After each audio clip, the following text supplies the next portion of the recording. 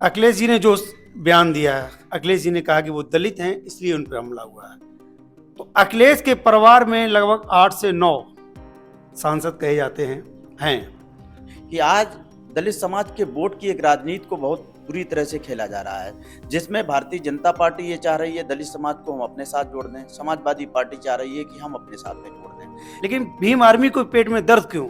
सब नमस्कार, आप देख रहे हैं अरुण ओबराय ब्लॉग। दोस्तों, जो सपा सांसद रामजी लाल सुमन पर कड़ी सेना द्वारा हमला किया गया, उनके एक बयान को लेकर के, उसी के लिए बात करने के लिए हमारे साथ आज़ाद समाज पार्टी और भीम आर्मी के छबराम जाटव जी। और एक जब जाटव पर हमला होता है तो दूसरा जाटव शांत क्यों है और बोल रहे हैं, वो भी क्यों बोल रहे हैं कि वो सपा के सांसद हैं और ये आज़ाद समाज पार्टी के नेता हैं, क्योंकि इनके बड़े नेता चंद्रशेखर आज़ाद जी का भी बयान आया है कि चुप नहीं बैठने वाले। तो इसी पे बात करने के लिए हमारे साथ हैं छबराम जाटव जी। और नमस्कार सर जी। नमस्कार, सर, आप पहले अपना परिचय दे दीजिए।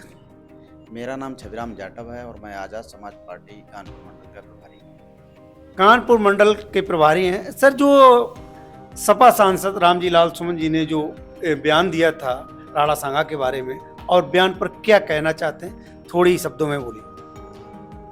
मैं उनके बयानों से पूरी तरह से जो उन्होंने बात कही है, इतिहास में कई जगह पे कुछ चीज़ें लिखी हुई हैं, कुछ बुक्स मैंने भी पढ़ी हैं, जिसमें जो उन्होंने बयान दिया है वो एकदम सही है और 100% सही है।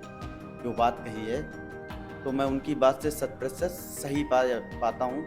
और एक बयान दिया है माननीय अखिलेश यादव जी ने, समाजवादी पार्टी के जो मुख्य लीडर हैं, उन्होंने ये कहा था कि वो दलित समाज के हैं इसलिए ऐसा हो रहा है। लेकिन इस बात को मैं खंडन करना चाहूँगा कि जो राष्ट्रीय अध्यक्ष अखिलेश यादव जी ने कहा वो दलित समाज के सांसद तो ही हैं, लेकिन इसके अलावा वो समाजवादी पार्टी के सांसद।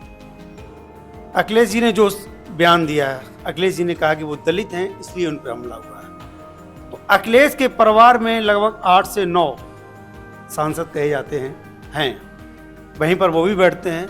तो उनके परिवार से या खुद के मुखिया ने ऐसा कोई बयान क्यों नहीं दिया? देखिए, सबसे बड़ी चीज़ ये है कि आज दलित समाज के वोट की एक राजनीति को बहुत बुरी तरह से खेला जा रहा है, जिसमें भारतीय जनता पार्टी ये चाह रही है दलित समाज को हम अपने साथ जोड़ दें, समाजवादी पार्टी चाह रही है कि हम अपने साथ में जोड़ दें। लेकिन दलित समाज अब बहुत ही परिपक्व हो गया है, उसे मालूम है कि हमारे लिए और हमारी लड़ाई को कौन लड़ सकता है। आज भारत देश में एक ही नेता ऐसा है जो दलित समाज, बैकवर्ड और माइनॉरिटी समाज की कोई भी लड़ाई लड़ रहा है, और जो सही तरह से किसी भी पार्टी, किसी भी संगठन, किसी का भी वो पदाधिकारी हो, लेकिन अगर उनके साथ में अगर गलत होता है तो एडवोकेट चंद्रशेखर आज़ाद जी वास्तविकता में उनकी लड़ाई को लड़ने का काम कर रहे हैं। सपा पर हमला हुआ है, सपा के सांसद हैं, हम सांसद तो उनके हैं, कार्यकर्ता तो उनके हैं, लेकिन भीम आर्मी को पेट में दर्द क्यों?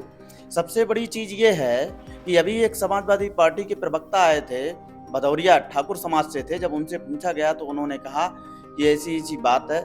इस तरह से मैं पूरी तरह से इतिहास में जो लिखा है और जो बात कही है वो गलत कही है, समाजवादी प्रवक्ता ने ही कहा है। तो मैं इस चीज़ का खंडन करना चाहता हूं। अगर हमारे समाज पे अगर कहीं पर बात आएगी, वो चाहे समाजवादी पार्टी में हो, चाहे भारतीय जनता पार्टी में हो, या किसी भी पार्टी या किसी भी जगह पर हो, कांग्रेस में हो या किसी भी पार्टी में हो, अगर हमारे समाज की या बहुजन समाज पार्टी में हो, अगर बात आएगी हक की लड़ाई के लिए, तो भीम आर्मी भारत एकता मिशन 24 घंटे और चंद्रशेखर भाई तैयार खड़े हैं। नहीं, इस तरीके से आप खड़े हैं, इस तरीके से आप बयान दे रहे हैं, इस तरीके से लड़ाइयाँ लड़ेंगे कोई भी पार्टी के नेता के लिए, तो फिर आप कहाँ पर हैं? यही समझ नहीं पा रही। जो पब्लिक है, जो दलित है, खास तौर से उत्तर प्रदेश का, वो कंफ्यूज हो जाता है कि आखिर में आप सपा की बी टीम है, बीजेपी की बी टीम है, कांग्रेस की बी टीम है, किसके लिए आप काम कर रहे हैं, या अपने लिए कर रहे हैं या किसी के लिए काम कर रहे हैं? देखिए, सबसे बड़ी चीज़ ये है, अभी एक नगीना में जब बड़े भाई एडवोकेट चंद्रशेखर आज़ाद जी चुनाव लड़ रहे थे, तो वहाँ पर एक एक्सीडेंट हो गया था ठाकुर समाज के लोगों का।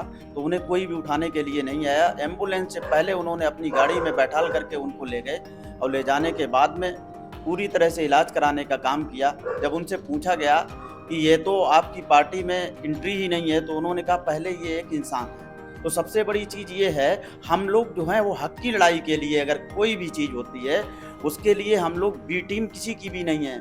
जो हक और जायज़ बात कहने वाला जो व्यक्ति होता है, वो हमेशा ही ऑन दी टॉप पर जाता है और हक की लड़ाई में कभी निमंत्रण नहीं भेजे जाते हैं। जिनके इरादे बुलंद होते हैं वो स्वयं ही खुद चले आते हैं। कड़ी सेना की तरफ से कई पोस्टें फेसबुक वगैरह पे वायरल हो रही हैं कि 12 अप्रैल को फिर से कुछ है आगरा में, तो उस पर आप क्या कहेंगे?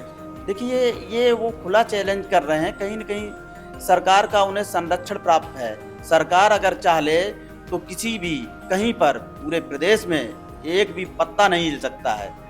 और इसमें कहीं न कहीं पूरी तरह से मैं तो इस बात को कहना चाहूँगा, उत्तर प्रदेश की जो खाकी है वो खादी के आगे मजबूर हो चुकी है। और तो और आपने देखा होगा वीडियो में पूरी तरह से बैरिकेटिंग तोड़ते हुए वो लोग गए, और उसके बाद में पुलिस को अगर आदेश होता तो ये चंद लोग जो हैं करड़ी सेना के, वो लोग रामजी सुमन के घर की तो बात छोड़िए, आगरा में नहीं घुस सकते हैं। जाटव समाज बाहुल्य की इतनी जनसंख्या है उस क्षेत्र में, अगर हम लोगों को छूट दे दी जाए तो करड़ी सेना क्या, ये लोग दिखाई नहीं पड़ेंगे। भारत देश में 14.5% के करीब जो है केवल और केवल दलित समाज में जाटव समाज की जनसंख्या है। आपने कहा कि आपको छूट दे दी जाए, आपको छूट सरकार दे दे, वर्तमान आपके मुखिया दे दें, समाजवादी पार्टी के मुखिया दे दें, आप किन से छूट चाहते हैं? छूट चाहते हैं हम लोग सरकार से, क्योंकि इस तरह की अगर घटना या कृत्य किसी पार्टी ने अगर किया होता, 100% मैं आपको ये बताना चाहता हूँ, ये जो मीडिया के लोग हैं और भी जो लोग हैं सरकार के, वो जो है देशद्रोही घोषित कर देते। लेकिन करड़ी सेना पे कोई भी, ना तो सरकार के लोग और ना ही तो सही तरह से कोई मीडिया के लोग बोलने को तैयार है।